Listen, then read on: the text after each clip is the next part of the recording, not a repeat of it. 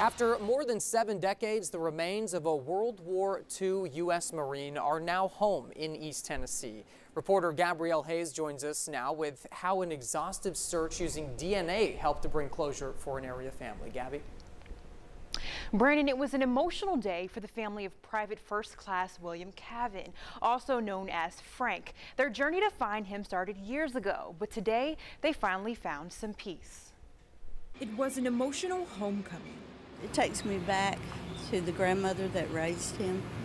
Private First Class William Cavan's remains were welcomed by a Marine escort and an honor guard. At just 16 years old, Cavan enlisted in the United States Marine Corps. They presented his military history. It is very, very good. But just 2 years later, he died in the Battle of Tarawa, a ferocious World War II fight with the Japanese in the Pacific.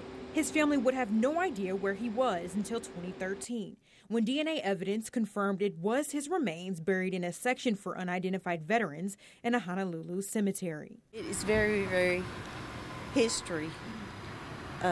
wonderful to have the remains returned. Family members say it was an exhaustive search, but he's finally home. And I'm very, very grateful for what medals or recognition he had received in the military.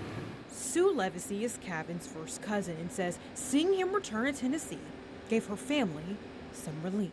It is a final closure, as well as the military's accreditation for having gotten these returned. And while it was a long road to get here, Cavan is finally back where he belongs. It takes me back home to where he was raised. About a dozen of his family members were at the McGee-Tyson Airport for the ceremony today. They plan to bury him in Upper East Tennessee on Saturday. Brandon? Gabrielle with the story, thank you very much. And those